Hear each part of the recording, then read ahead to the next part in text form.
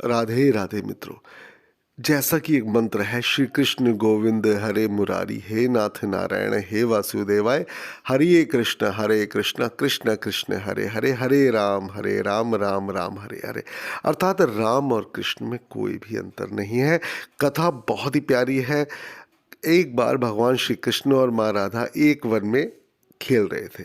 भगवान श्री कृष्ण और राधा जी दोनों वहाँ पर अकेले थे। इस मध्य भगवान श्री कृष्ण ने राधा जी को एक बरगद के पेड़ के पीछे ले जाकर उनकी आंखों को अपने पीताम्बर से बांध दिया और उनसे कहा कि देखो, तुम यहीं पे खड़े रहो और बिल्कुल भी हिलना मत। वहाँ से थोड़ी दूर पर एक कदम के वृक्ष के नीचे जाकर श्री राधा जी के लिए एक उपहार तैयार करने लगे।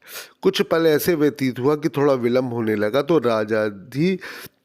तो माँ राधा बरगद के वृक्ष के पीछे से आवाज़ लगाई कि भाई देखिए, अब बहुत हो रही है, अब ज़्यादा देर खड़ा नहीं हो सकती हूँ और मेरी आंखें भी दर्द कर रही हैं। तो इस पर ठाकुर जी मुस्कुराए और वहीं कदम के वृक्ष के नीचे से जवाब दिया, राधे बस कुछ पल के लिए आप प्रतीक्षा कीजिए। इसके पश्चात राधा रानी आंखें बंद करके ठाकुर जी के सुंदर सलोने चेहरे को, मनभावन चेहरे को अपने मन में रहते हुए ध्यान करने लगी और इधर ठाकुर जी यहाँ जल्दी जल्दी अपना कार्य पूरा करने में लग गए। और जैसे ही ठाकुर जी का कार्य पूरा हुआ, वो राधा जी के पास आए और श्री कृष्ण ने अपने हाथों से श्री राधा जी की आंखों से वह पीताम्बर हटाया जो उन्होंने राधा जी की आंखों पर बांधा था और उनको अपना उपहार दिखाने के लिए श्री राधा जी को कदम के वृक्ष के नीचे ले गए। वहाँ पर पहुँच के राधा जी वो शानदार और खूबसूरत उपहार देखकर अत्यंत प्रसन्न हुई। तब राधा जी ने देखा कि एक विशाल फूलों से सजा हुआ झूला देखा तो एक छोटी सी बच्ची की भांति मुस्कुराते हंसते हुए उस झूले पे जाके बैठ गए।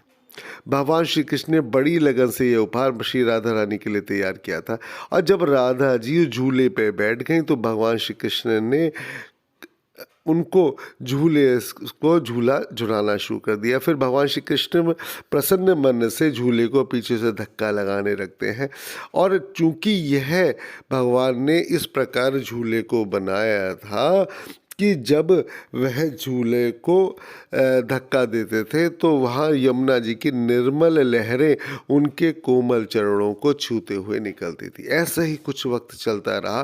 फिर अचानक से राधा जी की दृष्टि उस झूले पे लगी एक सफ़ेद रंग के फूल पर पड़ी। उस फूल को देखते ही राधा जी अत्यधिक प्रसन्न होकर श्री कृष्ण से कहती हैं कि हे कान्हा, ये तो हमारे व्रज में नहीं है, तो अब आप इस पुष्प को कहाँ से लेकर आए? इस पर प्रभु मुस्कुराते हुए बोले कि मैं ये त्रेता युग से लाया था। त्रेता युग, यह सुनकर राधा जी को आश्चर्य हुआ। फिर बोली, त्रेता युग से कैसे? फिर भगवान श्री कृष्ण ने झूला रोककर राधा जी के बगल में जाके बैठ गए और श्री कृष्ण अपने प्रेम के अश्रु से अपने राधा रानी के चरणों को धोते हुए बोलते कि हाँ राधे, त्रेता युग में से ही लाया हूँ। जब मैंने पहली बार तुम्हें देखा था तो तुम पुष्प वाटिका में थी। पहली बार तुम्हें देखते ही राधे, मुझे तुम्हें उसी पल अपने हाथों से बनाया हुआ पुष्प से निर्मित झूला देने का मन किया, परंतु उस समय क्योंकि मैं रामावतार में था और मर्यादा पुरुषोत्तम होने की वजह से अपनी वो इच्छा पूरी ना कर सका, इसलिए मैंने आज के दिन, इसी खूबसूरत दिन के लिए उस वक्त कुछ श्वेत पुष्प अपने पास संभाल के रख लिए और आज जब वह समय आया तो मैंने अपने वर्षों की इच्छा मानव रूप में जो थी वह पूरा की और तुम्हें ये प्यारा सा उपहार दिया।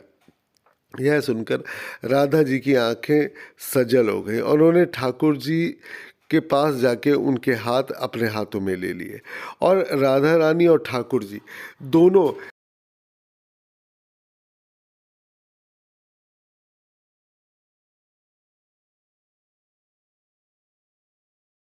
एक दूसरे के आंखों में देखते हुए खो गए। देखिए, एक सीधी सी बात है, ये भगवान कृष्ण और माँ राधा का प्रेम का अनूठा उदाहरण है और यह भी कि राम और कृष्ण में कोई अंतर नहीं। देखिए, भगवान कृष्ण ने त्रेता युग की बात की।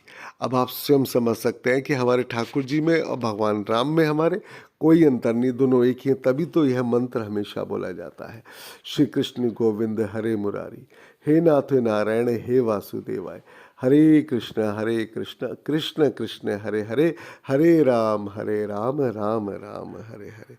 राधे राधे राधे राधे मित्रों।